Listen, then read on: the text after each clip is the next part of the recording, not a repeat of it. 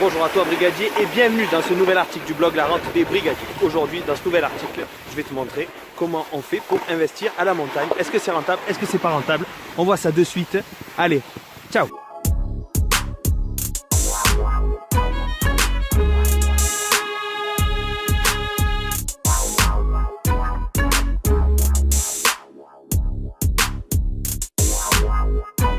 Sais-tu qu'il existe deux types de stations en France? Alors à ton avis, c'est quoi? Donc on va trouver quoi? Les moyennes montagnes. Donc dans les moyennes montagnes, ce sont les montagnes qui sont comprises entre 1000 et 2000 mètres d'altitude. Donc dedans, on va trouver les Vosges, le Jura et le Massif central. Ensuite, il y a les hautes montagnes. Donc dedans, ça va être les Alpes et les Pyrénées. Ça va être toutes les montagnes qui seront supérieures à 2000 mètres d'altitude.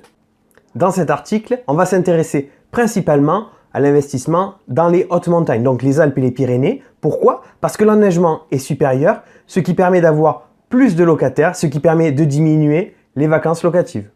Alors, quel type de location viser pour investir à la montagne? Tu vas trouver deux groupes de personnes. Les familles seules, donc dedans tu vas trouver les couples seuls et des couples avec 1, 2, voire 3 enfants. Donc ici, il faudra que tu te concentres donc sur des biens de plus petite capacité comme des studios, voire des T2, des studios cabines bien sûr, voire des T2. Le prix va varier entre 50 et 100 000 euros et tu pourras compter louer cet appartement sur la haute saison entre 350 et 800 euros. Le deuxième groupe, ce sera plusieurs familles et les groupes d'amis. Là, tu n'as pas le choix, tu vas devoir prendre des biens avec plusieurs chambres. Donc, tu vas commencer au T3 pour aller jusqu'au chalet. Donc, les prix sont beaucoup plus chers. Les prix seront supérieurs de toute manière à 100 000 euros. Et beaucoup plus pour un chalet. Au niveau du rendement locatif, au niveau du prix de la location, ce sera supérieur à 1000 euros de toute manière. Bien évidemment, il s'agit d'une location meublée. Donc là, je vois mal une famille partir pour les vacances avec le frigo, le lave-vaisselle sur le dos pour venir juste pour une semaine. Donc tu es sur une location meublée. Je t'invite à aller voir l'article qu'on a fait sur la location meublée pour comprendre tout ça. Quelles sont les précautions à prendre avant d'investir à la montagne? Bouge pas, je te dis tout.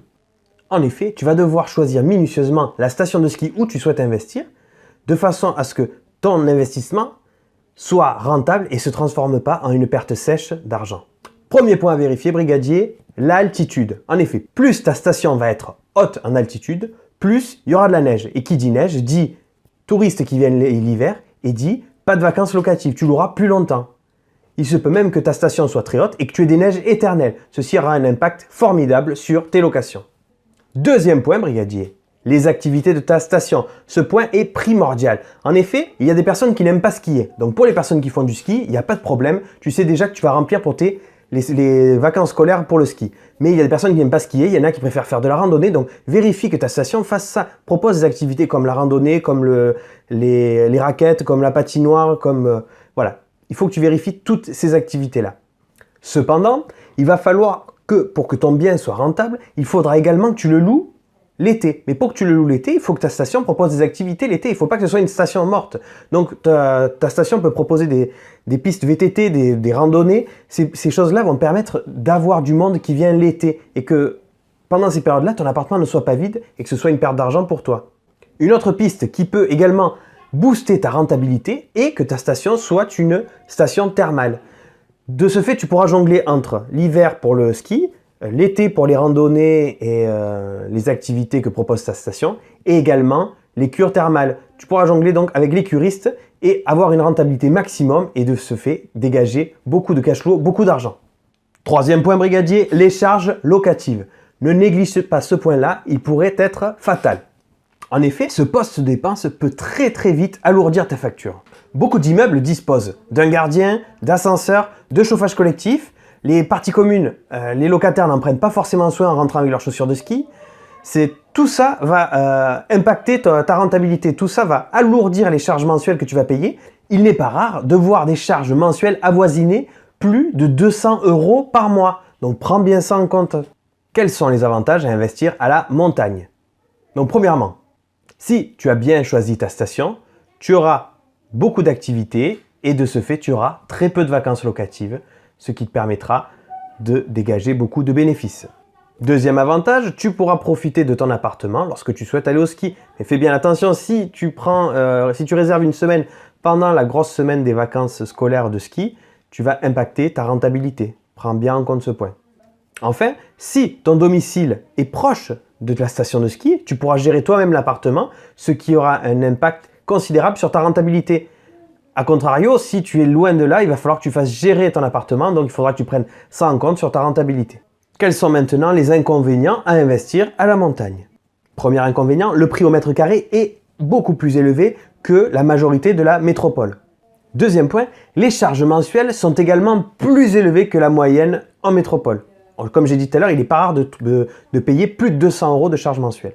Dernier inconvénient, brigadier, si tu ne proposes pas un appartement de bonne qualité avec des prestations annexes de qualité également, tu vas te retrouver à louer ton appartement uniquement pendant les vacances scolaires de ski. Donc tu vas le louer qu'à cette période-là. Le reste de l'année, tu vas louer que quelques jours. Donc tu vas avoir un impact direct sur ta rentabilité et ton investissement va se transformer en gouffre. Donc fais bien attention à ça.